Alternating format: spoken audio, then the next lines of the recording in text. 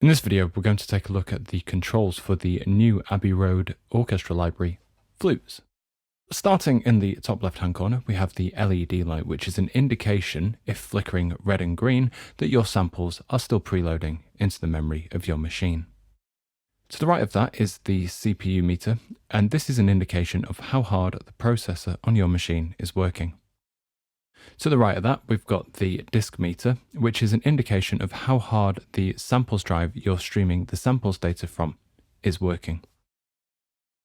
The memory meter to the right indicates how much sample content is preloaded into the RAM of your machine. The voices meter shows us how many audio threads we're streaming at any particular one point in time. The refresh icon is really useful for things such as sticking MIDI notes. This can also be right-clicked for a further array of options. The drop-down menu in the middle will be available if you have both Core and Pro installed. This will change the mode so you can access the Core version of the library or the Professional version of the library. To the right of that is the MIDI channels option, which is where we can set the plugin to respond to any MIDI channel or any particular number between 1 and 16.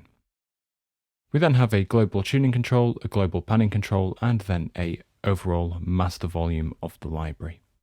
Moving to the right of that, we have the preset settings. These particular settings are going to affect any particular preset that you have currently loaded, so these will not affect the plugin globally. Starting in the top, we have the dynamics option. So if we click this drop-down menu, we can see there are a few different options. If we have full velocity range selected, the response of the dynamics fader will mean when it's at the bottom, we'll have a very soft and quiet dynamic, and when we increase this, it will go to a very loud and aggressive dynamic. This only applies to long articulations, so the short articulations, such as staccato, they will control dynamics by how hard or soft you hit the keyboard. However, that can be changed by setting this fader to be velocity mapped to dynamics.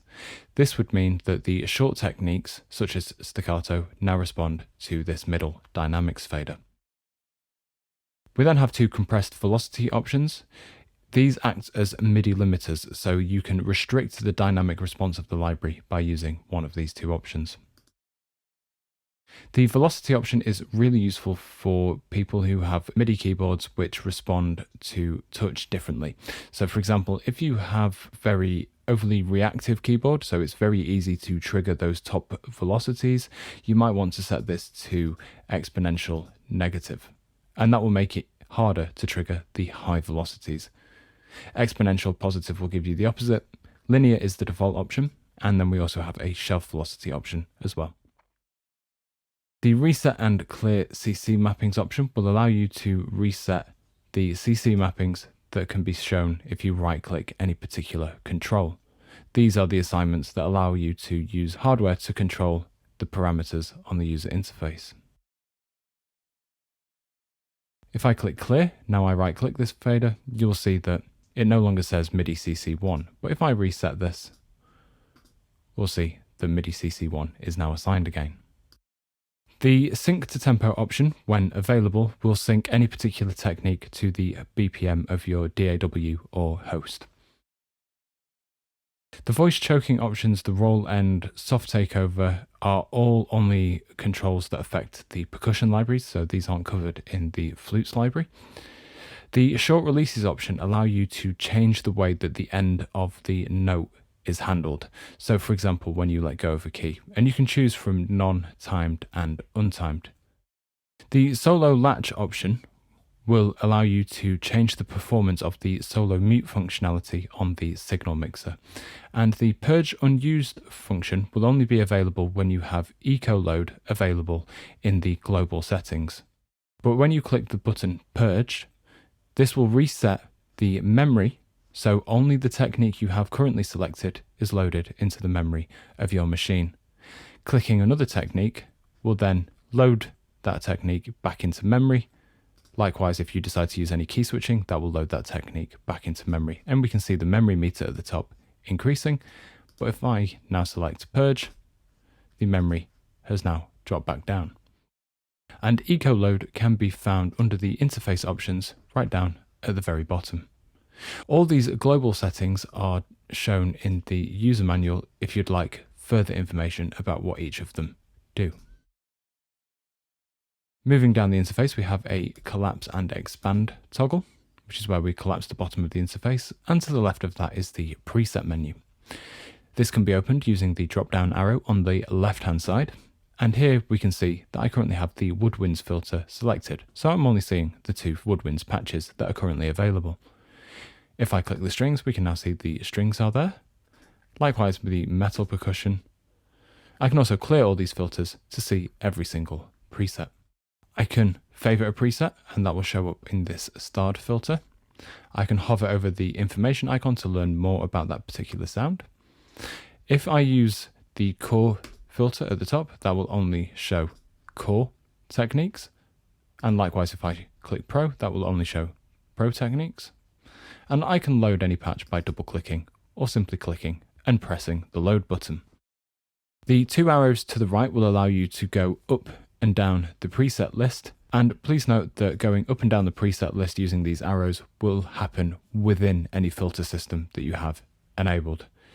Using the floppy disk icon, we can then save any user preset, and when we save a user preset, it will show up in the users filter.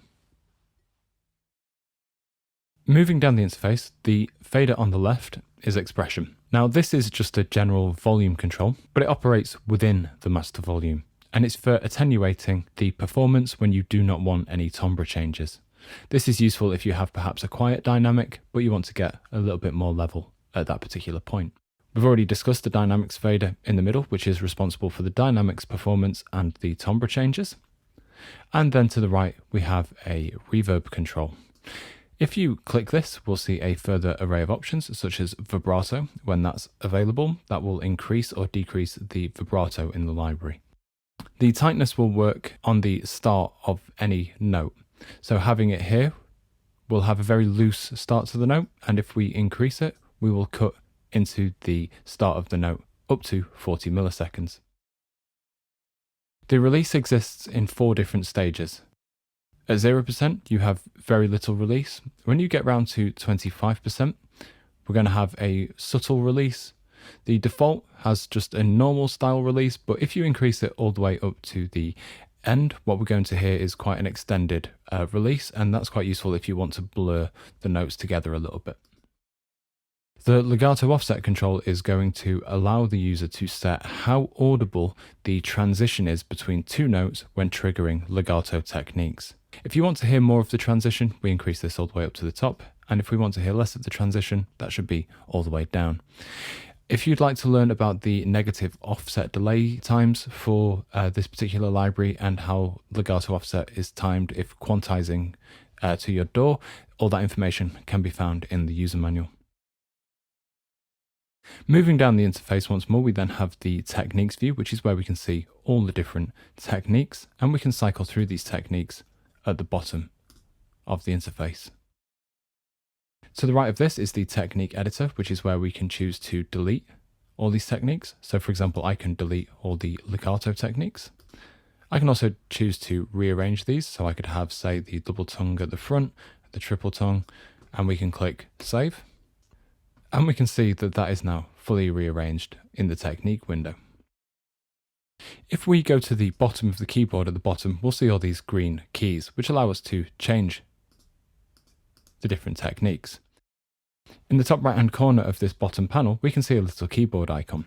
If I click and drag this, it allows us to change the default range of those key switches. And a padlock will let us lock all these particular settings in place. The trigger is the method in which we change technique. So for example, currently it is set to key switch, which is these green keys at the bottom. However, I could choose to change these techniques via CC range, velocity range, MIDI channel, the speed, or even a program change. What's worth noting is if I want to change all these via program changes, I could click program change, select the value that I want that particular technique to be, but then I would also need to do this for each individual technique. So if I sent this plugin now a program change number 2, it will change to the lyrical extended. The parameters for controlling the trigger method are set just below. So for example, with the normal key switch option, I can set the value of that particular note range, or I can set the CC range. The activate button will enable the user to change between a normal state of key switching and a latched state of key switching.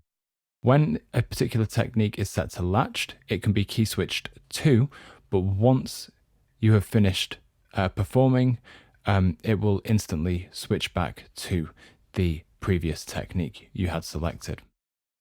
The round robins are available, and these will allow you to set how many samples are available on that particular technique. So for example, the staccato alt performance, I can see there are 5 different round robins. The reset on transport function will reset the round robin count every time you hit play in your DAW, or alternatively, we can place key switches on the keyboard. So if I make these C4, we'll now see some green keys on the keyboard. These will allow me to change to particular round robins, or get rid of one if there's one in the cycle that I don't really like. The round robin options allow us to change the behavior of the round robins. So for example, I can add more by borrowing them from a neighboring zone. So this borrows round robins from the notes next to the one we're performing and adds them into the cycle count. The layering options enable us to stack round robins on top of each other to create a thicker sound. The transpose button allows us to change the performance range of the keyboard at the bottom. The two-handed layout and the right-left mapping are only available for the drum libraries. Moving to the right, we have the signal mixer, which is where in the top left-hand corner we can save a particular preset, and then we can load a particular preset, such as one that I have selected here. So if I load narrow ambient, we'll see, moving through the signal mixer, that I have some different microphones now selected. I can then click the refresh button in order to go back to the default view. The advanced view, when disabled, will give us a simple view of the mix, and here we can choose just between a close mix or a far away mix. And that is then reflected here. So for example, I now only have the ambient mic selected. The global button, when disabled, will allow us to set different microphone positions and levels for different techniques. So for example, here I only have the ambient microphone selected. But if I now go to the long extended technique, I could add in the tree, I could turn down the ambient microphone. But if I now go back to the alt technique and go back to the signal mixer, you can see that I now only have the ambient selected. But going back, I have some different signals. So as you can see that I have different signals per technique. Below the signal fader, if you have multi-outputs active, which will vary depending on which DAW you use, we can set the default stereo output for each fader. Below that is a toggle to turn on and off a particular signal, and here we have solo mutes below that, so we can solo and audition particular signals. The solo functionality, as mentioned previously, will change depending on this drop-down menu. So if I turn on the solo latch button, these solos will now stack on top of each other. If this is disabled, there are a variety of shortcuts which are shown in the user manual. For example, if I hold Shift, that too will stack the solos.